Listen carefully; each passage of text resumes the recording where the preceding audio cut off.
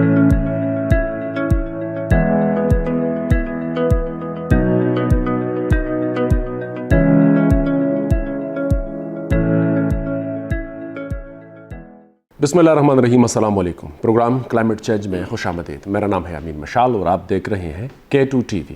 इस प्रोग्राम को आप तक पहुंचाने में हमारे साथ तावन किया है Pakistan council of world religion ने।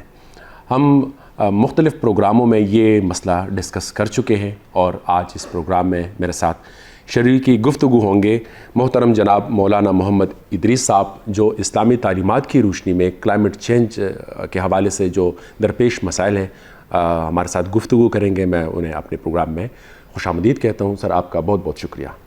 और हमारे साथ डॉक्टर सैयद नईम बादशाह भी होंगे। क्लाइमेट चेंज और ख़ुसूसी तौर पे इन्वायरमेंटल चेंज, इसमें क्या फ़र्क है, तो वो भी हम उनसे जानेंगे। सर, आपका भी बहुत बहुत शुक्रिया, वेलकम। और हमारे साथ मेहरान साहब भी इस प्रोग्राम में शरीक गुफ्तगू होंगे। लेक्चरर हैं और क्लाइमेट चेंज पर वो काफ़ी तजर्बा रखते हैं। सर, आपका भी बहुत बहुत शुक्रिया। मैं शुरू करूँगा मौलाना मोहम्मद इदरीस साहब से कि वो इस्लामी तालीमात की रोशनी में क्लाइमेट चेंज यानी माहौलियाती तब्दीली से मुतालिक हमारे नाज़रीन को आगाह करें। नहमदुहु व नसल्ली अला रसूलिहिल करीम, अम्मा बाद।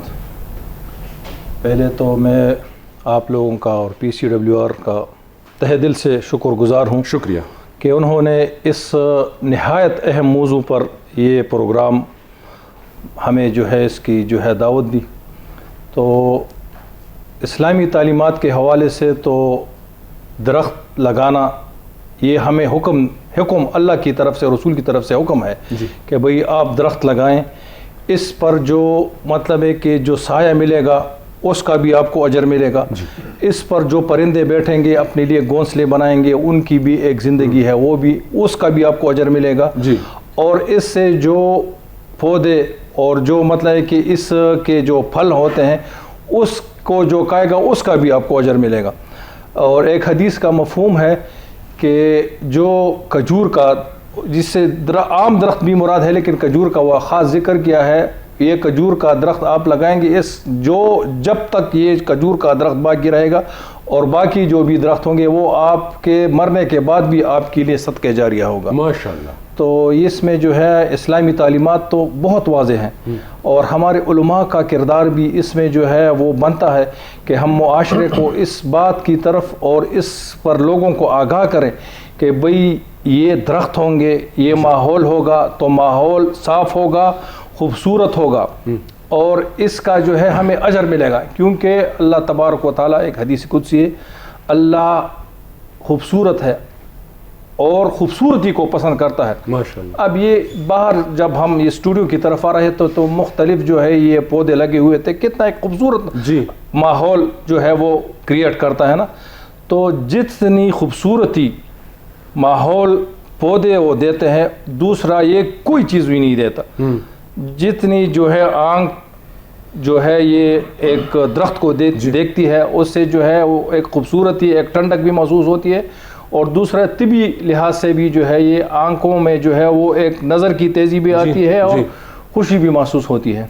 मौलाना साहब, कैसे मुमकिन बनाए कि ख़ास तौर पे जुमे के जो खुतबात होते हैं तो उसमें हम क्लाइमेट चेंज के मौजू, माहौलियाती, मौसमियाती तब्दीली के मौज़ूआत वो शामिल करें, क्योंकि मेंबर पर बैठा जो हमारा मुअज़्ज़ज़ मौलाना साहब होते हैं तो वो लोग उसे सुनते भी हैं और उस पर अमल भी करते हैं। तो कैसे मुमकिन बनाए कि मेरे ख़्याल में 2-3 महीने तो लगातार इस पर तबलीग की ज़रूरत है। ये बिल्कुल आपने बहुत अच्छा सवाल किया है और हमारी जो मुआशरे में उलमा का जो किरदार है और ख़ुसूसन PCWR ने इस पर जो इस मौजू पर इन्होंने जितना काम किया है उन्होंने तो अपने हिस्से का हक़ अदा किया है। और हुकूमत वक्त का भी ये फ़र्ज़ बनता है कि भाई जो ये NGOs है PCWR की तरह वो भी जो है इसमें अपना किरदार अदा करें।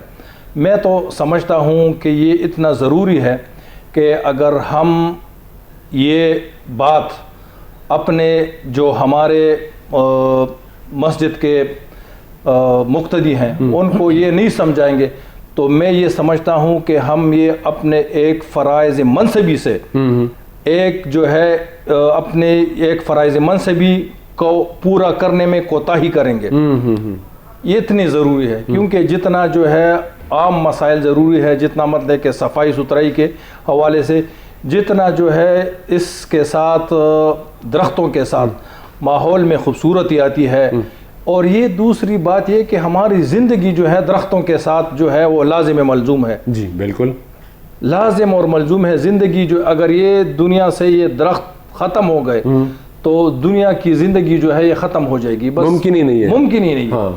تو آپ یہ دیکھیں کہ بھئی جن مریضوں کو آکسیجن کی ضرورت ہوتی ہے کتنی جو ہے تکلیف سے وہ آکسیجن جو ہے وہ سلنڈر کے ذریعے لیتے ہیں, اور یہ پودے ہمیں آکسیجن جو ہے فراہم کرتے ہیں اور ہم روزانہ پتہ نہیں کتنا آکسیجن لیتے ہیں. جی تو مذہبی لحاظ سے جو ہے میں تو یہ سمجھتا ہوں کہ علماء کا اس میں بہت زیادہ کردار بنتا ہے, اور اگر مکمل ایک خطبہ نہیں تو کم از کم ایک حدیث شجر کاری کے حوالے سے اور درختوں کے حوالے سے اور ماحول کو صاف ستھرا رکھنے کے حوالے سے جو ہے یہ ضرور بتائیں, کیونکہ جس طرح جو ہے وہ علماء کو لوگ سنتے ہیں اور ان کی باتوں کی پیروی کرتے ہیں, عام لوگوں کی جو ہے اس طرح وہ نہیں کرتے, کیونکہ علماء اس معاشرے کا ایک اہم کردار ہے. اور جتنا جو ہے علماء اس میں جو ہے کردار ادا کر سکتے ہیں یہ اپنا ایک فرض پورا کریں گے. میں تو یہ سمجھتا ہوں کہ یہ ہمارے اوپر ایک فرض ہے. بہت خوبصورت بات آپ نے کہی, اور میرے خیال میں ایسا بھی تو ممکن ہو سکتا ہے کہ کسی ماہر کو مسجد بلا کر ممبر اپنے ساتھ کھڑا کر کے تو 5 سے 10 منٹ تک اس موضوع پر گفتگو ہو سکتی ہے. ڈاکٹر سید نعیم بادشاہ صاحب, میں آپ سے جانوں گا, ہم اکثر اوقات ماحولیاتی تبدیلی اور موسمیاتی تبدیلی کا نام وہ سنتے ہیں لیکن اس میں کنفیوژن ہے. کنفیوژن دور کرے کہ ماحولیاتی تبدیلی کیا ہے اور موسمیاتی تبدیلی کیا ہے. الحمدللہ وحدہ والصلاة والسلام علی من لا نبی بعد.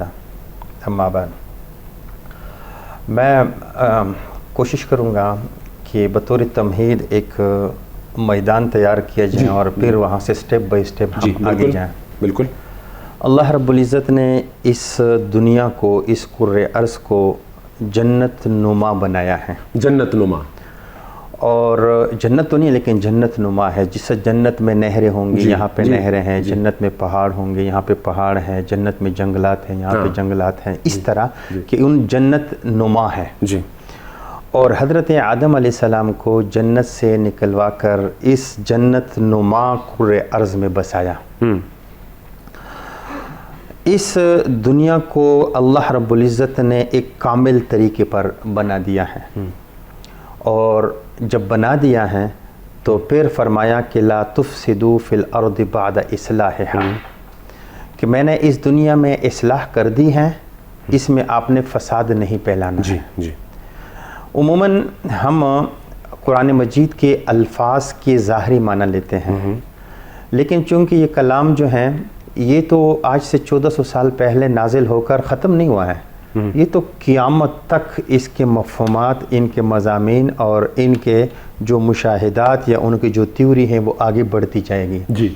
فساد کو ایک معنی تو یہ ہے کہ کسی کو قتل کرنا, کسی کو گالی دینا, کسی کو زخمی کرنا, لیکن فساد کا یہ معنی بھی ہے کہ جو فطرت اللہ رب العزت نے بنایا ہے اور آپ اس فطرت کے خلاف کام کر رہے ہیں تو یہ بھی زمین میں آپ فساد پھیلا رہے ہیں.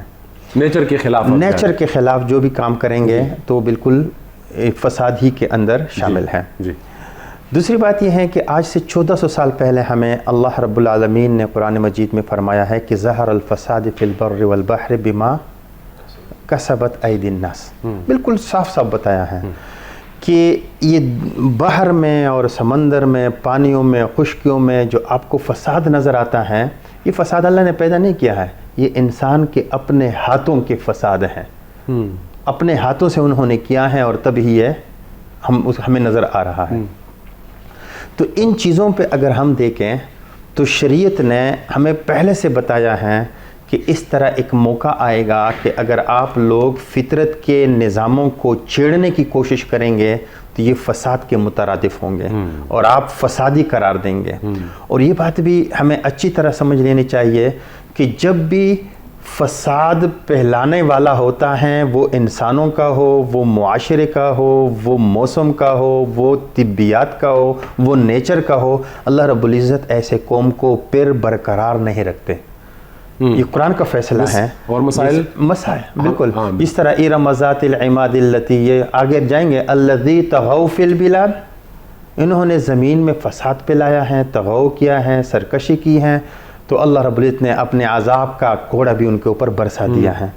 تو یہ اللہ کی فطرت ہے کہ انہوں نے یہاں پر پورے نظام کو ہمارے لیے بنایا ہے، اور جو بھی اس نظام کے ساتھ چھیڑنے کی کوشش کرے گا یقیناً اس کے عذاب اور اس کی سزا کو وہ بھگتتا رہے گا. کلائمیٹ چینج کے بارے میں تھوڑی سی بات اگر میں یہ بتاؤں کہ 1960 میں ایک کتاب لکھی گئی جس کا نام ہے سائلنٹ سپرنگ. اس کے بعد دنیا کو پتہ چلا کہ یہ جو ہے کلائمیٹ چینج بھی ایک چیز ہے، اور دنیا جو ہے باور ہو گئی کہ اس طرح ماحولیاتی تبدیلی آ رہی ہے. ہمیں تو آج سے 1400 سال پہلے نبی نے یہ باتیں ساری بتائی ہیں. یہ بات بالکل ٹھیک ہے کہ صراحتاً نہیں بتائی ہیں، لیکن ضمناً ہمیں اور عملاً ہمیں نبی کریم صلی اللہ علیہ وسلم نے کر کے دکھایا ہے کہ اگر ایسا کرو گے تو ایسا بھگت ہو گیا ہے. ایسا ہی ہوتا ہے. دیکھیں ہمیں اب اصل چیز کیا ہے کلائمیٹ چینج میں، 5-6 چیزیں ہیں جس کے اوپر ہم وہ ٹو دا پوائنٹ بات کریں گے. ایک واٹر ہے، ایک نباتات ہیں، ایک شجرکاری ہیں، ایک ہم کہہ سکتے ہیں کہ جو ماحولیات ہیں، شعب ہیں، یہ ساری چیزیں اس میں آتے ہیں. اب اگر ہم اس ایک ایک چیز کو لیں اور نبی کریم صلی اللہ علیہ وسلم کی فرمودات اور ارشادات کو لینا شروع کریں تو ہمیں فوراً پتہ چلے گا کہ نبی کریم صلی اللہ علیہ وسلم نے واقعی کلائمیٹ چینج کے بارے میں آج سے 14 سال پہلے ہمیں سب کچھ بتایا ہے. مثلا نبی کریم صلی اللہ علیہ وسلم نے فرمایا کہ 3 ملاعن سے بچو، یعنی ایسی کام جس کو کریں گے تو لوگ آپ کے اوپر لعنت بھیجیں گے، ایسے 3 کاموں سے بچو. صحابہ کرام نے فرمایا وہ کیا ہیں؟ فرمایا کہ کڑے ہوئے پانی میں پیشاب مت کرو. ایک بات یہ بتائیں. دوسری بتایا کہ راستے میں بول و براز مت کرو، بول و براز پخانہ وغیرہ اور اس طرح پیشاب وغیرہ مت کرو. تیسرا بتایا کہ سائے میں آپ بول و براز مت کریں. 3 چیزیں بتائیں. نمبر 1 بتایا کڑے ہوئے پانی میں پیشاب نہ کریں. انسان دیکھیے پاکی کس چیز سے حاصل کرتا ہے؟ عموماً انسان پاکی حاصل کرتا ہے پانی سے. اب اگر وہ پانی ہی نجس ہو جائے، ناپاک ہو جائیں، اس میں یورین شامل ہو جائیں، پخانہ شامل ہو جائیں، تو اسے آپ پاکی کیسے حاصل کریں گے؟ تو لہذا بتایا کہ آپ نے یہ کام نہیں کرنا ہے. دوسری بات یہ ہے کہ راستے میں آپ بولو براس پخانہ نہ کریں، اس لیے کہ جب آپ راستے میں کریں گے تو یقیناً اس سے بدبو پھیلے گی، لوگوں کو گھن آئے گی، ماحول کے اوپر اثر پڑے گا. لہذا لوگ جو بھی گزریں گے تو آپ کے اوپر لعنت تالن بھیجیں گے. لہذا نبی کریم صلی اللہ علیہ وسلم نے آج سے 1400 سال ہمیں بتلایا ہے کہ آپ نے ایسا کام نہیں کرنا ہے. پھر بتایا کہ آپ نے سائے میں پخانہ وغیرہ نہیں کرنا ہے، سایہ دار درخت کے نیچے نہیں کرنا ہے. کیوں؟ اس لیے کہ جب کسی نجس چیز کے اوپر، کسی گندگی چیز کے اوپر سورج کی شعاعیں پڑتی ہیں تو اس کو سکھا لیتی ہیں، اور سکھانے کے بعد اس کے جرثومے جو اس کے اندر ہوتے ہیں یا بیکٹیریا ہوتے ہیں وہ عموماً مر جاتے ہیں. لیکن اگر وہ سایہ ہوگا تو پھر وہ مریں گے نہیں، اس لیے کہ سورج کی شعاعیں وہاں پہنچتی نہیں ہیں. اب وہ اس میں کیڑے مکوڑے پیدا ہوں گے، اس میں وائرس پیدا ہوں گے، اس میں بیکٹیریا پیدا ہوں گے، اور وہ اس جگہ سے سرایت کر جائیں گے اور ادھر ادھر جائیں گے اور بیماری اور انوائرمنٹ کو خراب کرنے کے لیے سبب بنیں گے. یہ سائنسی حوالہ بھی. جی سائنسی بالکل. نبی کریم صلی اللہ علیہ وسلم نے آج سے 1400 سال پہلے بتایا کہ دیکھو یہ کام آپ نے نہیں کرنا ہے. بلکہ اس سے بھی ایک اور چیز بھی بتاؤں، وہ بڑی عجیب ہے کہ ہم تو یہ دیکھتے ہیں کہ انسان گھر کو، باہر کو بھی اپنا گھر سمجھے. اور عموماً اگر آپ یورپ جائیں گے، امریکہ جائیں گے، جاپان جائیں گے اور وہاں پہ دیکھیں گے تو لوگ اتنی صفائی پسند ہیں کہ وہ تھوکتے بھی نہیں ہیں. نبی صلی اللہ علیہ وسلم نے آج سے 1400 سال پہلے ہم بتایا کہ آپ جب تھوکیں تو زمین کو کورید لیں اور اس کے اوپر آپ مٹی کو ڈال لیں تاکہ اس کے آپ کے تھوک یا بلغم سے کسی کو گھن نہ آئے، اس کی طبیعت خراب نہ ہو جائے، نفسیاتی طور پر وہ جو ہیں اس کو معیوب نہ سمجھیں. تو یہ چھوٹی چھوٹی باتیں ہیں، لیکن نبی کریم صلی اللہ علیہ وسلم نے ان کا اتنا لحاظ کیا ہے کہ ہمیں ایک ایک چیز بتلائی ہے. میں پروگرام ہے لیکن چونکہ آج کل ماشاءاللہ سارے لوگ بہت میچور ہیں، میں بتلا سکتا ہوں، اب ٹی وی چینل پہ بھی کوئی ایسی بات نہیں ہے. ہمیں تو یہ بتلایا گیا ہے جب آپ ناخن کاٹیں، جب آپ کے جسم کا کوئی حصہ کٹ جائے تو اس کو مت پھینکے اس طرح، بلکہ اس کو بھی زمین میں دفن کریے. اس کی عزت ہے، یہ اس کا اکرام ہے. ایک طرف اکرام ہے اور دوسری بات کہ اس میں جرثومے اور بیکٹیریا وغیرہ پیدا نہیں ہوں گے جب اس کے اوپر ہوا لگے اور اس کو پھر اپنے ساتھ اڑائے. یہی حکم علماء کرام نے لکھا ہے کہ وہ خواتین جو پیریڈ سے ہوتی ہیں اور جو بریزر یا آلویز وہ استعمال کرتی ہیں تو بجائے یہ کہ اس کو ڈسٹ بین میں پھینک دیں یا اس کو جو ہے فلیش میں جو ہے پانی کے ساتھ بہائیں، اسے وہ پورے پانی کو خراب کر رہے ہیں. اس کے لیے حکم یہ ہے کہ ان کو دفنائیں. جی اگر آپ اس بات پہ سوچیں تو میرے خیال میں 1400 سال پہلے ہمیں ایک مذہب اسلام کا ایسا ملتا ہے کہ اپنے مردوں کو وہ دفنایا کرتے ہیں. کیوں دفناتے ہیں؟ دو باتیں ہیں. ایک بات یہ ہے کہ یہ جسم جو ہے ہمارا یہ بہت صاحب تکریم ہے، عزت والا ہے جی، اور اس کی عزت یہ ہے کہ اس کو چھپایا جائے. اور دوسری بات جو سب سے اہم ہے کہ اگر یہ باڈی زمین کے اوپر رہیں تو آپ کو پتہ ہے یہ گل سڑ ہو کر اس میں کیڑے مکوڑے پیدا ہوتے ہیں اور پورے علاقے کو تعفن نما بنا دیتا ہے. جی بالکل. آپ وہاں سے گزر نہیں سکتے ہیں. بالکل. لہذا ان کو حکم دیا ہے کہ ان کو دفنایا جائے. آپ کو پتہ ہے کہ اسلام کے علاوہ بہت سارے مذاہب ہیں جس میں مردوں کو جلایا جاتا ہے. جی ان کے ایک اپنا مسلک ہے، ایک مذہب ہے، اس کو ہم نہیں چھیڑتے ہیں. لیکن اگر آپ سائنسی نقطۂ نظر سے دیکھیں کہ جس چیز کو بھی آپ جلائیں گے نا اس سے دھواں پیدا ہوتا ہے اور اس دھوئے میں اس چیز کے اثرات ہوتے ہیں. اگر آپ پلاسٹک کو جلائیں گے تو دھوئے میں پلاسٹک کی بو آپ کو آئے گی. بالکل بالکل. اگر آپ جو ہیں کوئی خوشبو والی چیز کو جلائیں گے تو آپ کو خوشبو آئے گی. ایسا ہی ہے. انسان کے گوشت کو جب جلایا جاتا ہے تو پورے انوائرمنٹ میں اس کے بدبودار جیسی چیز ریشوں کی صورت میں اوپر اٹھ کر وہ دھوئے میں تحلیل ہوتا ہے. ہم تو سمجھتے ہیں کہ ہم نے اپنے مردے کو جلا دیا ہے اور فضا کو متعفن ہونے سے بچایا ہے. نہیں، آپ نے تو پورے فضا کو متعفن کر دیا ہے. اسلام کا جو حکم ہے کہ اس کو دفنایا جائے. پھر کچھ لوگ ایسے ہوتے ہیں کہ ان کو جلانے کے بعد اس ریت کو یا راکھ کو جو ہے پانی میں بہاتے ہیں. جی تو اس میں جو راکھ میں جو اثرات ہیں وہ پانی میں نکل جاتے ہیں. تو لہذا اسلام کو اگر کوئی ڈیٹیل سے پڑھنا چاہیں اور اس کو دیکھنا چاہیں تو بڑے عجیب قسم کے احکامات آج سے 1400 سال ہمیں ملتے ہیں جو ہمیں کلائمیٹ چینج کے بارے میں بالکل واضح طور پہ بتاتے ہیں کہ اسلام کلائمیٹ چینج کو مانتا بھی ہے، اس کا لحاظ بھی رکھا گیا ہے. اور میں اس سے آگے ایک اور بات بتاؤں کہ یہ جو اسلام کے احکام ہیں نا یہ ہمارے پاس امانت ہے. یہ انوائرمنٹس کے متعلق جتنے بھی احکام ہیں یہ بھی ہمارے پاس امانت ہے. اس کائنات کو جس شکل میں اللہ نے ہمیں دیا ہے اس میں برقرار رکھنا یہ مسلمانوں کے پاس امانت ہے. مسلمانوں نے اسلام کو عبادات، عقائد اور رسومات میں تبدیل کیا ہے اور جو پوری دنیا کو ایک چیز ہم نے پہنچانی ہے اس سے ہم کیا کریں، عادی ہو گئے ہیں. اب اس میں کوتاہی میں مبتلا ہو گئے ہیں. اب جو ہیں ہم کلائمیٹ چینج تو کیا ہم تو اس کے دشمن بن رہے ہیں کلائمیٹ چینج کے. حالانکہ اسلام اس کے فیور میں ہے کہ کلائمیٹ چینج کا لحاظ ہر جگہ پر رکھا جائے. جس طرح حضرت نے بتایا درختوں کے بارے میں، ایک روایت میں آتا ہے کہ آپ کو پتہ چلے قیامت آ رہی ہے اور آپ کے ہاتھ میں کوئی سیڈ ہے، کوئی پودا ہے لگانے کی، تو قیامت آ رہی ہے لیکن آپ اس سے پہلے کہ قیامت آ جائے آپ اس کو لگائیں. ابھی دیکھیں کتنی اہمیت ہے کہ آپ اس کو لگائیں. اس کے علاوہ مسلمان جہاد کو ہمارا ایک فریضہ ہے، لیکن آپ کو پتہ ہے کہ جب جہاد انسان کرتا ہے تو دوسرے انسان کو قتل کرتا ہے. آتا ہے نا، یہ نوبت آتی ہے. لیکن پتہ ہے کہ انسان کا قتل عام تو جائز ہے لیکن درختوں اور فصلوں کا قتل عام جائز نہیں. کیوں؟ اس لیے کہ اگر یہ انسان مر گیا اور انسان آ جائے گا. لیکن اگر آپ نے پورے انوائرمنٹ کو خراب کر دیا تو اس کا متبادل نہیں ہو سکتا ہے. لہذا اسلام نے اس چیز جس کا نقصان زیادہ ہے وہاں سے تو منع کیا اور جہاں پہ چھوٹا نقصان ہے جو قابل برداشت ہے اس کی آپ کو اجازت دی. تو یہ ساری چیزیں جتنی بھی روایتیں ہیں آپ اس پہ سوچتے جائیں تو ہمارے جو عقل کے گوشے ہیں ماشاءاللہ وہ بیدار ہونا شروع ہو جائیں گے کہ واقعی اسلام کلائمیٹ چینج کا کتنا زیادہ اس کو ترجیح دیتا ہے، اس کو اہمیت دیتا ہے اور اس کا لحاظ رکھتا ہے. تو انشاءاللہ وقتاً پوائنٹ ٹو پوائنٹ ہم اس کے اوپر بات کریں گے.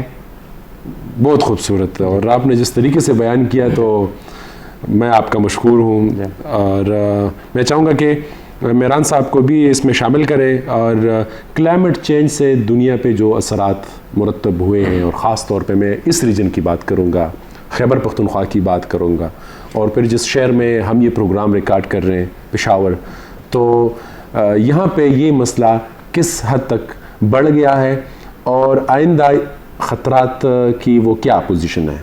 بسم اللہ الرحمن الرحیم. بہت شکریہ مجھے ایسے اہم موضوع پر گفتگو کرنے کا موقع دیا. آپ کا شکریہ. مسئلے سے پہلے مسئلے کو سمجھنا چاہیے کہ کلائمیٹ چینج ہے کیا. کلائمیٹ چینج ایک ایسی چیز ہے، اگر ہم عام عوام کے لیے بیان کریں تو ہم ایسے بیان کرتے ہیں کہ انسان کی مداخلت کی وجہ سے دنیا کا درجہ حرارت بڑھنا، جسے ہم گلوبل وارمنگ کہتے ہیں، اور اس درجہ حرارت کی وجہ سے شدید موسمی تغیرات کا آنا. تو اس میں ہم نے 3 باتیں کی کہ انسانوں کا مداخلت یہ ہے کہ انسانوں نے جب فوزل فیول بننا شروع کر دیا، جس طرح 1800 سے ہم نے سٹارٹ لی ہے، اور ہم نے ایٹماسفیئر میں بہت زیادہ جو گیسز ہے، اگر پیٹرول جلانا شروع کیا، گیس جلانا شروع کر دیا، کوئلہ جلانا شروع کر دیا، تو اس سے بہت زیادہ گیسز جو ہیں وہ ایٹماسفیئر میں آ گیا. اس نے بہت بڑا مسئلہ پیدا کیا کہ دنیا میں جو ہے ہیٹ جو ہے، گرمی جذب ہو رہی ہے اور وہ باہر نہیں نکل رہی. تو دنیا کا جو درجہ حرارت ہے وہ آگے بڑھ رہا ہے. یہ درجہ حرارت جب آگے بڑھے گا تو یہ انسان کی مداخلت ہے. اس سے آگے جا کے اس کو ہم گلوبل وارمنگ کہتے ہیں. اس وجہ سے پھر شدید موسمی تغیرات آ رہے ہیں. شدید موسمی تغیرات کو سمجھنے کے لیے پہلے آپ کو کلائمیٹ کے عناصر جو ہے وہ سمجھنا ہے کہ کلائمیٹ کس چیز سے بنا ہے. یہ ٹیمپریچر سے بنا ہے، پریسیپیٹیشن سے بنا ہے، یعنی ژالہ باری، بارشیں، جس کو ہم پریسیپیٹیشن کہتے ہیں، پھر ہیومیڈیٹی ہے یعنی ہوا میں نمی ہے، اور ایئر پریشر ہے یعنی ہوا کا دباؤ.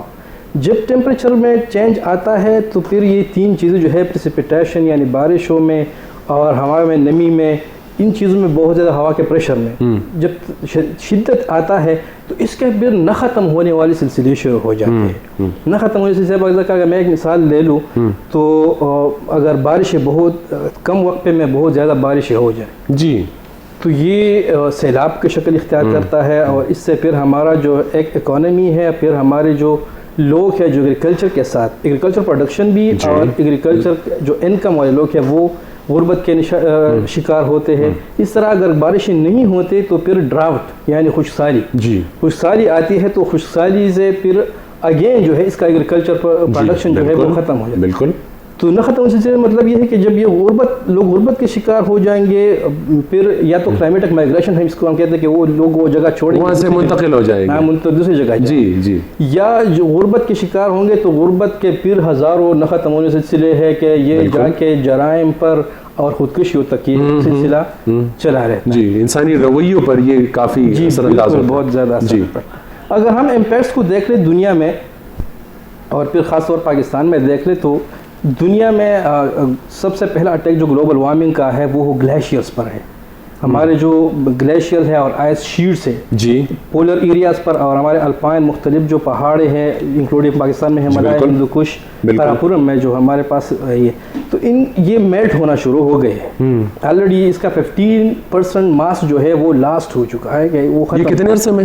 یہ 1990 سے جو ہے ابھی تک، مطلب 40 سال کے دوران یہ 15% یہ میلٹ ہو چکے ہیں. یہ میلٹ ہو چکے ہیں. اچھا، تو یہ بہت خطرناک علامت ہے کیونکہ یہ گلیشیئرز جو ہے ان سے پھر 3 اثرات آتے ہیں. ایک اس میں جو بایو ڈائیورسٹی ہے وہ ختم ہو رہی ہے، جو مختلف برڈز ہیں، اینیملز ہیں وہ ختم.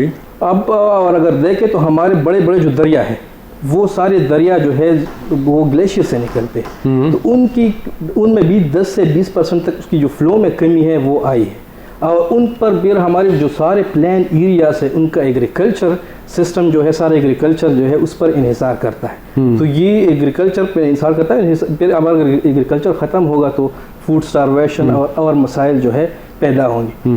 تیسرا جو اس سے مسئلہ پیدا ہوتا ہے وہ ہے سی لیول رائزنگ، یعنی سمندروں کا جو والیوم ہے وہ بڑھ رہا ہے، اور یہ صرف گلیشیئر میلٹنگ کا جو ہے اس کا والیوم بھی اس میں پانی ایڈ ہو رہا ہے، دوسری طرف جب گلوبل وارمنگ ہو رہا ہے تو یہ جب چیز گرم ہوتی ہے تو وہ پھیل جاتی ہے، جی تو یہ گرم ہونے سے بھی سمندروں کا جو والیوم ہے وہ پھیل چکا ہے، اور سمندر ایوریج پر جو ہے 8 انچز پھیل چکے ہیں۔ یہ 8 انچز جو ہے یہ تو عام انداز میں تو یہ بہت کم اب ہم کو دکھائی دیتے ہیں، لیکن سمندر بہت بڑے ہیں اور اس کے حساب سے 8 انچز بہت زیادہ ہیں، کیونکہ انہوں نے بہت زیادہ جو کوسٹل ایریاز ہے ان کو کور کیا ہے اور ان کے اوپر آ رہے ہیں۔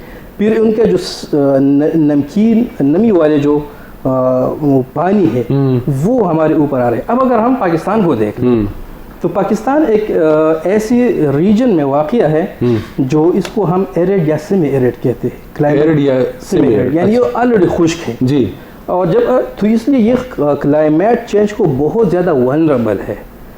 کلائمیٹ چینج اگر جو آ رہے ہیں تو ہمارے اوپر اس کے اثرات بہت زیادہ ہو رہے ہیں۔ وہ اگر ہم دیکھ لیں تو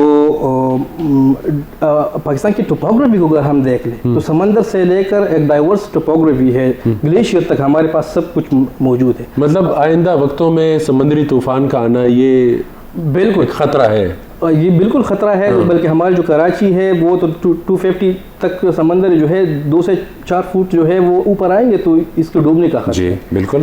تو یہ جب پاکستان میں اگر ہم دیکھ لیں ہندو کش، قراقرم اور ہمالیہ، اس سے دریائیں نکلتے ہیں، جو ہمارا انڈس ریور ہے صرف پاکستان کے نہیں، اس کے ساتھ ہندوستان کے، اس کے ساتھ چائنا کے، یعنی اس گلیشیئر کو ہم واٹر ٹاور کہتے ہیں، یعنی پانی کے ٹینک۔ اس سے جتنی بھی دریائیں نکلتی ہے تو اس کے نیچے اس پر 3.5 بلین پاپولیشن جو ہے اس کا انحصار ہے، یعنی 350 کروڑ سے زیادہ جو آبادی ہے وہ صرف ان ہمارے جو ہندو کش، قراقرم اور ہمالیہ میں گلیشیئر ہے ان لوگوں کا انحصار اس پر ہے، پینے سے لے کر ایگریکلچر پروڈکٹیوٹی تک۔ تو پاکستان کے جو گلیشیئرز ہے وہ بھی میلٹ ہو رہے ہیں، وہ بھی 15 سے 25% جو ہے ان کے جو ریسیڈ وہ کم ہو گئے ہیں۔ تو مہران صاحب، گزشتہ جو وقت ہے اس کے مقابلے میں اب درجہ حرارت میں اضافہ ہوا ہے، تو گزشتہ وقتوں میں جس طرح 15% وہ ملٹ ہو چکے ہیں، تو میرے خیال میں آئندہ اگر وہ 15 سال میں ملٹ ہوئے ہیں تو آئندہ 5 سالوں میں تو یہ خطرہ مطلب وہ مزید بھی بڑھنے کا خدشہ ہے نا، کہ ہو سکتے ہیں 25 سے 30% وہ مزید ملٹ ہو جائے۔ پھر ہم نے 2050 تک جو پروجیکشن کی ہے بیس آن دا کرنٹ ڈیٹا، تو 2050 سے میں یہ 50 سے 70% تک اس میں کمی آ سکتی ہے ان گلیشیئر میں، اور پھر اس کا اثر یہ ہوگا کہ ہمارے جو سارے پلان ایریا ہے اور پھر ہمارے تو اکانومی۔ تو حل کیا ہے؟ حل اس کے لیے مختلف جو ہے انٹرنیشنل لیول پر بھی یو این کے جو مختلف رولز اینڈ ریگولیشن پالیسیز ہمیشہ آتے ہیں۔ ہمیں جانا ہے گرین انرجی کی طرف، یعنی ہوا میں ظاہر بات ہے مسئلہ پیدا ہوتا ہے، کاربن ڈائی آکسائڈ اور گرین ہاؤس گیسز ہے وہ ہم ہوا میں چھوڑتے ہیں، تو اس کو بند کرنا ہے۔ اس کو بند کرنے کے لیے ہم نے گرین انرجی پہ جانا ہے، جس طرح سولر سسٹم ہے، ہائیڈرو پاور ہے یا ونڈ سسٹم ہے، ان چیزوں پر ہم جائیں گے، اور دنیا جا رہی ہے۔ بہت زیادہ ممالک ایسے ہیں جو 90 کے قریب اس کو وہ کاربن پرائسنگ ایک پالیسی انہوں نے اپنائی ہوئی ہے۔ کاربن پرائسنگ کیا ہے؟ یہ ایک ایسی پالیسی ہے کہ انہوں نے سب انڈسٹریز کو ایک لیمٹ دیا ہوا ہے کہ آپ اس لیمٹ سے اگر زیادہ کاربن خارج کرو گے تو آپ پر یہ جرمانہ لگے گا، آپ کے اوپر یہ ٹیکس لگے گا۔ تو دنیا کام کر رہی ہے، زیادہ تر ڈیولپ کنٹریز کا جو ہے اس میں زیادہ رول ہے، لیکن ہمارا بھی یہ بنتا ہے کہ جو ان کے رولز ریگولیشن ان کی روشنی میں اپنے رولز ریگولیشن بنائیں اور وہ یہ امپلیمنٹ کر لیں۔ میران صاحب، آپ گرین انرجی کی بات کر رہے ہیں، اور پاکستان میں اب بھی 1968 اور 70 کی گاڑیاں وہ چل رہی ہے، اور جس سطح کے ساتھ وہ دھواں چھوڑ رہی ہے، تو میرے خیال میں وہ تو زیادہ خطرناک ہے۔ وہ بہت تو پاکستان میں تو سنجیدگی کا یہ عالم ہے۔ اصل میں ہمارا مسئلہ تو یہ ہے کہ ہم ایک ڈیولپنگ کنٹری ہے، ہمارے پاس یہ سب سے پہلا اسٹیپ حکومت کو لینا چاہیے کہ وہ ٹیکس ریبیٹ دے دے ان چیزوں پر۔ اگر سولر سسٹم ہے یا جو ہائیبرڈ گاڑیاں ہیں ان سب پر ایسے اس کو ٹیکس ریبیٹ دے دے تاکہ لوگ خرید سکیں۔ لیکن ہمارے اکانومک سچویشن بہت زیادہ ایڈورس ہے، تو اس وجہ سے جو ہمیں اس کی طرف نہیں جا سکتے۔ شاید ہم اب اس جانب قدم اگر لینے کی سوچ بھی رکھے تو بس ایک رکاوٹ ہے سامنے, اور وہ ہے IMF. اللہ کرے کہ وہ بھی ہم اسے چھٹکارا حاصل کریں. مولانا محمد ادریس صاحب, آپ نے کچھ پودے اپنے سامنے رکھے, اور جس طرح آپ نے مورنگا اس پودے کی بات کی کہ یہ آب و ہوا کے لیے زیادہ وہ کارآمد ہے, تو یہ کیا ہے آپ ہمیں؟ مشال بھائی, آپ نے بہت اچھا سوال کیا, اور میں اپنے ناظرین اور قارئین کے لیے جو ہے یہ ایک میسج دینا چاہتا ہوں. یہ مورنگا کا پودا ہے. جب ہمیں پتہ چلا کہ اس کے بہت زیادہ فوائد ہیں تو تقریباً 3 سال پہلے ہم نے اس کو کاشت کیا. اچھا. تو 2 سال میں اس کا وہ تقریباً مکمل ایک پودا بن گیا. تو اس پودے کے جو طبی اور میڈیکل سائنس نے جو باقاعدہ تحقیق کی ہے, یہ بلڈ پریشر کے لیے, شوگر کے لیے, کولیسٹرول کے لیے, یہ جو ہے اس پودے کو آپ خشک کریں گے لیکن سورج میں نہیں, اس کو جو ہے وہ بالکل جو ہے وہ ایک عام جو جہاں سورج کی شعاع نہ لگے, اس کی جو ہے یہ طبی وہ ہے. تو یہ خشک کریں گے تو اس کا پاؤڈر بنائیں گے صفوف. تو وہ مطلب کہ 2-3 گرام آپ صبح نہار میں بھی وہ لے سکتے ہیں, اور جو ہے وہ رات کو بھی لے سکتے ہیں. تو اس کے ساتھ جو ہے آپ کو بہت زیادہ فائدہ ملے گا. کافی مریض جن کو جوڑوں کا درد تھا, جن کو کولیسٹرول تھا, جن کو شوگر تھا, جو مطلب کہ شوگر کے 3 دوائیاں استعمال کرتے ہیں, جب انہوں نے یہ مورنگا کا جو ہے وہ سٹارٹ کیا تو وہ تقریباً 1 یا 2 پر آ گئے, اور اب بھی جو ہے وہ پابندی سے ہونی. فضائی آلودگی سے مقابلہ کرنے کے لیے یہ پودا کس حد تک؟ فضائی آلودگی سے آپ جو ہے اس کو نیٹ پر دیکھیں تو آپ حیران رہ جائیں گے کہ بھئی ہوا میں جو فاضل مواد ہے, جو یہ ہم مختلف گیسز کے ذریعے دھوئیں جو چھوڑتے ہیں, آپ یقین کریں میں نے ایک ویڈیو دیکھی تھی, اس نے جو ہے گھر میں جو ہے یہ پودے لگائے تھے, تو اس نے کہا کہ بھئی ہوا کو جتنا یہ فلٹر کرتا ہے, جتنی اس کی فلٹریشن پاور ہے, تو دنیا کا کوئی پلانٹ ابھی تک ایسا نہیں بنا, اور دنیا کا ایک کوئی پودا ایسا نہیں بنا جو مورنگا کا مقابلہ کر سکے. اس نے تو اپنے وہ جو ویڈیو بنا رہا تھا تو اس کو اتنا زیادہ فائدہ ہوا تھا, یہ کچے پتے نہیں, وہ اس نے خود جو ہے وہ ویڈیو میں وہ کھائے. مہران صاحب, اگر یہ پودا زیادہ کارآمد ہے تو میرے خیال میں پھر تو پاکستان میں اس پر زیادہ فوکس دینا چاہیے, نہیں سمجھتے؟ ہاں جی, اصل میں پودوں کو جو ہے باٹنی والی اس کو ہر پودا جو ہے ٹیمپریچر کے لیے ٹیمپریچر کو بہت زیادہ سینسٹیو ہے, اور پھر ہر پودے کا جو ہے اپنا ٹیمپریچر اپنا ماحول ہوتا ہے. تو اس پہ ریسرچ کرنا چاہیے کہ یہ کون سی جگہوں میں پاکستان میں ہو سکتی ہے, تو ظاہر بات ہے پھر ان کے لیے ارینجمنٹ ہو سکتی ہے. بلین ٹری سونامی پروجیکٹ میں جو درخت لگائے گئے ثوابی کے مقام پہ اور ارد گرد, تو لاچی وہ کہتے ہیں نا اس کو, جی, تو وہ خطرناک نہیں ہے؟ لاچی تو بہت خطرناک ہے. وہ تو کتنے گیلنز, اس میں ایک باٹنی میں ایک ریسرچ دیکھ رہا تھا, تو بہت زیادہ گیلنز پانی جو ہے ہوا میں یہ زمین سے, یہ لاچی اصل میں ماحول کے لیے نہیں بنا ہے. تو کیوں لگائے گئے یہ؟ اس پہ کسی نے توجہ نہیں دی؟ یہ لوگوں کو ماہرین نہیں تھے اس کے ساتھ کہ جب یہ پودے خرید رہے تھے, لگا رہے تھے, تو ہونا تو یہ چاہیے تھا نا کہ کوئی تو اس کو روکے. کہ اس میں لاچی, اصل میں لاچی ان کو صرف ایک فائدہ ہو رہا ہے کہ وہ ان کے جو جڑیں ہوتے ہیں وہ بہت نیچے جاتے ہیں, اور وہ اس کو پانی کی ضرورت نہیں ہوتی, وہ اپنے پانی جو ہے زمین کے بہت نیچے سے کھینچتا ہے. لیکن مسئلہ یہ ہے کہ یہ پودا جو ہے یہ بنا ہے ایسی جگہوں کے لیے, یہ سوامپس یعنی جہاں پر پانی بہت زیادہ ہو, سیو تور ان علاقوں کے لیے, کہ وہ اسے پانی کھینچے اور وہ زمین قابل کاشت. لیکن ہم لوگوں نے اس کا غلط استعمال کرنا. اچھا, تو میں چاہوں گا کہ ڈاکٹر سید نعیم بادشاہ کو بھی اس گفتگو میں شامل کرے, اور آپ نے اپنے گفتگو میں پانی کا ذکر بھی کیا. تو پانی کا ضیاع تو ڈاکٹر صاحب آج کل کے دور میں انتہائی زیادہ عام ہے. اگر آپ کسی کو پانی کے حوالے سے کہتے ہیں, کہ میں اکثر اوقات اپنے گھر میں بھی یہ کہتا ہوں کہ آپ کائنڈلی جو یہ واٹر پمپ لگا ہوا ہے تو اس کا یہ استعمال نہیں کہ آپ پائپ کو اٹھائیں اور گھر کو 3 مرتبہ ایک ہی دن میں وہ دھوئے. تو میرے خیال میں یہ تو آج کل کا سب سے بڑا مسئلہ ہے, صاف پانی سے گاڑیوں کو صاف کرنا. اور جی دیکھیں, قرآن مجید کی ایک آیت ہے اس پہ جتنا بھی غور کیا جائے تو یہ سارے مسائل خود بخود وہاں سے مستنبط ہوتے ہیں. آیت ہے ان فی خلق السماوات والارض واختلاف اللیل والنہار والفلک التي تجری فی البحر بما ينفع الناس وما انزل اللہ من السماء من ماء فاحیا به الارض بعد موتها وبث فیها من کل دابہ وتصریف الریاح والسحاب المسخر بین السماء والارض لآیات لقوم یعقلون. مشہور آیت ہیں اور اس میں ہمیں تمام انسانوں کو یہ دعوت دی ہے کہ آپ غور و فکر کریں.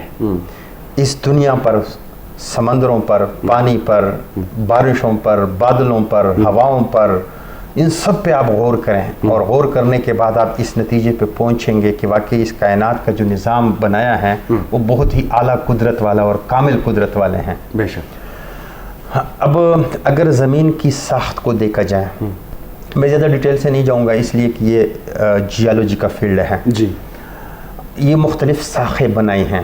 زمین کی ساخت ایک نہیں ہے. یہاں پتریلی ہیں، وہاں پہ مٹیالی ہیں، وہاں پہ ریتلی ہیں، وہاں پہ نیم ریتلی ہیں، مختلف وہ ہیں. جی جی. بنائی کیوں ہیں؟ آپ سوچتے جائیں گے کہ یہاں سے چاول ملے، یہاں سے گندم ملے، یہاں سے اخروٹ ملے، وہاں سے ناریل ملے، یہ چیزیں ہیں. ماشاءاللہ. ٹھیک ہے نا. اب اگر اس زمین کو دیکھیں تو اللہ رب العزت نے اس کے اندر ایک عجیب نظام بنایا ہے کہ اگر انسان پیدا ہوتا اور اس کو اسی وقت 60-70 سال کا پانی بھی کہتے کہ سٹور کریں تو وہ پانی کو کہاں رکھتا؟ یقیناً بہت مشکل تھا. بچہ بھی پیدا ہوا اور اس کے لیے 60 سال کا پانی بھی آپ رکھیں، یہ تو ناممکن سی بات تھی. اللہ رب العزت نے اس زمین کے اندر ایسا ایک نظام بنایا ہے کہ ہمارے لیے پانی کو انہوں نے سٹور کیا ہے زمین کے اندر. اور یہ سٹور بھی ایسا کہ جس میں کوئی جرثومے نہیں جاتے ہیں، کوئی وائرس نہیں جاتے ہیں. وہ جب مساموں سے، زمین کے مساموں سے وہ یعنی کیا کہہ سکتے ہیں ہم اس کو، رسکتا ہے نا، تو وہ جراثیموں کو توڑ دیتا ہے، مار دیتا ہے، اور وہ وہاں پہ فلٹر شدہ پانی، واٹر جو ہے وہ نیچے جمع ہوتا ہے. اور پھر جب انسان آتا ہے تو اس کو استعمال کرتا ہے. اب صرف اس نعمت کو آپ دیکھیں کہ پانی کو اللہ رب العزت نے اس کو محفوظ کرنے کے لیے کتنا اعلیٰ ایک نظام بنایا ہے جو آپ کو جیالوجی والے بہتر طریقے پہ بتائیں گے. لیکن کیا ہم اس پانی کو اس طرح استعمال کرتے ہیں جس طرح اللہ نے ہمیں دیا ہے؟ نہیں. نبی کریم صلی اللہ علیہ وسلم کے بارے میں آتا ہے کہ وہ ایک مد سا سے وضو فرماتے تھے. آج کل کے کیلکولیشن میں 675 گرام پانی آتا ہے. 675 گرام یعنی آدھا کلو یا آدھا لیٹر، اس سے آپ وضو فرماتے تھے. اب مجھے بتائیں کہ ہم اگر مسجد جاتے ہیں تو آپ کو پتہ ہے کہ آپ 6 کلو جو ہیں صرف وضو میں استعمال کرتے ہیں. اور کچھ لوگ تو ایسے ہوتے ہیں ماشاءاللہ وہ پاؤں دیتے ہیں نا تو اس پہ آپ غسل بھی کر سکتے ہیں، اتنا پانی استعمال کرتے ہیں. 5 کلو کے برابر میں آپ غسل فرمایا کرتے تھے. ایک صحابی درخت، وہ نہر کی وہ کا بیٹا ہے اور وہ کر رہا ہے، وضو کر رہے ہیں. آپ فرما رہے تھے کہ آپ اسراف نہ کریں. انہوں نے کہا پانی میں بھی اسراف ہوتا ہے؟ کہتے ہیں ہاں ہوتا ہے. آپ جتنی ضرورت ہے اتنا پانی آپ استعمال کریں. تو دیکھیں یہ سورسز ہیں ہمارے پاس. جنگلات سورسز ہیں، واٹر سورسز ہیں، نباتات سورسز ہیں، حیوانات سورسز ہیں. یہ سب کچھ اللہ نے ہماری خدمت کے لیے بنایا ہے اور انسان کو اپنے لیے بنایا ہے. تو جو چیزیں بنائی گئی ہیں وہ اس لیے بنائی ہیں تاکہ یہ انوائرمنٹ جو ہے وہ پاک رہیں، صاف رہیں. اب ایک سورسز کو ہم کیسے ضائع کرتے ہیں، پانی کا کام کیسا وہ کرتے ہیں. اب جتنے بھی علاقوں میں جاتے ہیں، اب ضلع سے فل ملک جائیں، لوگ جاتے ہیں وہاں پہ پانی ہے، لیکن جتنا گند وہاں پہ لوگ مچاتے ہیں. بالکل بالکل. آپ کراچی کے ساحل سمندر پہ جائیں، کیماڑی پہ جائیں یا کلفٹن پہ جائیں، جتنی بدبو اور جتنا کچرا وہاں پہ لوگوں نے پھینکا ہوتا ہے، بلکہ شاید پورے کراچی کا کچرا وہیں پہ ہوتا ہے. بالکل. تو یہ کیا ہے؟ باہر کے ممالک والے ان کو بیچوں میں تبدیل کر کے سیر و سیاحت کی چیزیں بنا لیتے ہیں، اور ہم وہاں پر ایسا تعفن پھیلاتے ہیں کہ کوئی جانے کے لیے تیار نہیں ہے. اسلام کی روایات یہ نہیں ہیں. اسلام کی روایات یہ ہیں کہ آپ پانی کو ضائع بالکل مت کریں. جتنی ضرورت ہے اتنا پانی کو استعمال کریں. ہر جگہ پہ ہر حکومت والے، تمام ترقی یافتہ ممالک اپنے سورسز کو محفوظ کرنے کی کوشش کر رہے ہیں. مگر ڈاکٹر صاحب، ہم مسلمان ہونے کا دعویٰ تو کرتے ہیں، لیکن اسلام کی تعلیمات پر عمل کرنا یہ ہمارے لیے ایک بہت بڑا یہ چیلنج ہے، مشکل ہے. وہ کیا کیا جائے یہ کہ لوگوں کے رویوں پہ خاص طور پہ کام کرے، اور آپ جس طرح تعلیمات پیش کریں خوبصورت انداز میں، تو ہونا تو یہ چاہیے تھا کہ ہم اب اس کے عادی بن چکے ہوتے ہیں، لیکن ایسا نہیں ہے. یہ کیا وجہ ہے کہ ہمارے رویوں میں سختی ہے؟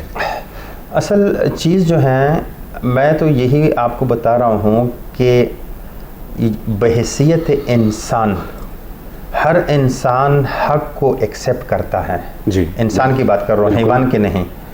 اگر کسی انسان کے اندر انسانیت جتنی کامل ہوگی اتنا وہ سچ اور حق کو قبول کرے گا. بالکل.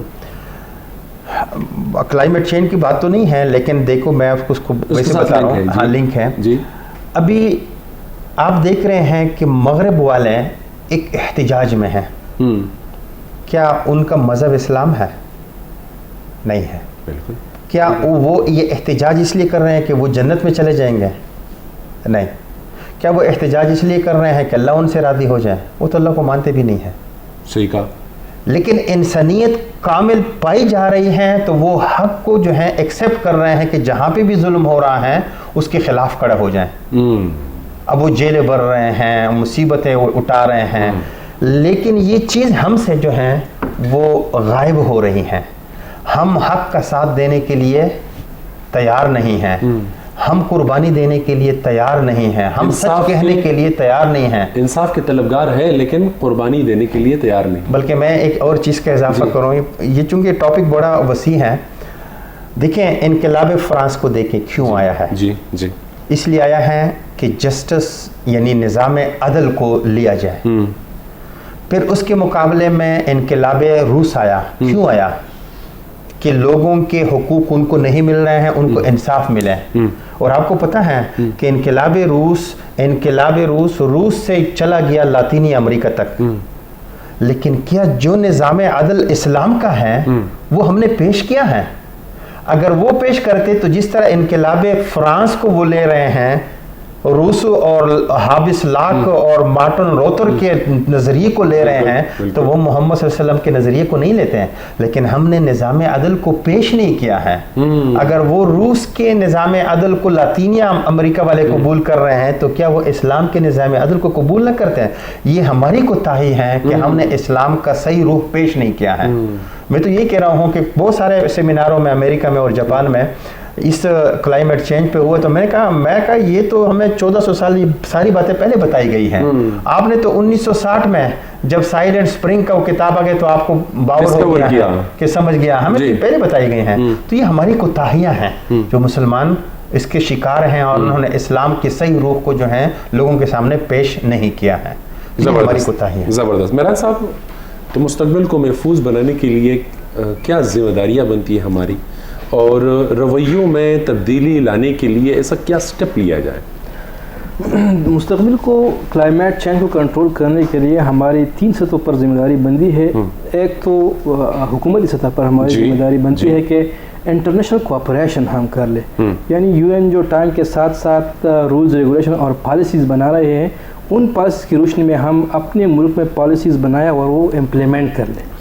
پھر حکومت جو ہے ہمارا جو کاربن سینک ہے یعنی فارسٹ ہے، جی جی، ان کا پروٹیکشن یقینی بنائے. ہمارے ہر طور پہ ہر کاغذات میں تو بہت زیادہ رولز ہے. یہی بات میں کہنے والا تھا کہ قانون تو یہاں پہ موجود ہے لیکن امپلیمنٹیشن نہیں. بدقسمتی سے ہمارے بہت زیادہ جنگلات کاٹے جاتے ہیں، ان کا بہت ایڈورس افیکٹ آنے والا ہے فلڈز کی صورت میں. ایسا ہی ہے. تو ایک طرف تو گورنمنٹ یہ چیزیں کر لے. ایکیڈمک ریسرچز ہو رہے ہیں، جو آرگنائزیشن ہو رہے ہیں، ان کو فنڈنگ دینا چاہیے حکومت کو. دوسری طرف ہماری کمیونٹی کی ذمہ داریاں بنتے ہیں. ہم ایسے کمیونٹیز بنائیں جہاں پر گرین اسپیسیز ہم پیدا کر لیں، اور اربن فارسٹ جسے کہتے ہیں. یعنی یہاں پر آپ دیکھیں شہر میں کئی آپ کو فارسٹ نظر نہیں آتے. بالکل. یہ اربن فارسٹ کا کنسیپٹ یہاں ڈیولپ ہونا چاہیے کہ اربن میں بھی اسپیسیز گرین اسپیسیز بھی ہو، اربن فارسٹ بھی موجود ہو. پھر کار پولنگ، یعنی یہ کمیونٹی جو ہے اپنے کمیونٹیز میں ایسے الیکٹرک کارز لائے جو اب آج کل پشاور یونیورسٹی میں ماشاءاللہ سٹارٹ ہو گئی. وہ اپنے گاڑیوں کو چھوڑ کے ان گاڑیوں میں جائیں. اگر پشاور میں آپ دیکھ لیں تو وہ آتا ہے اور BRT پہ موجود ہے.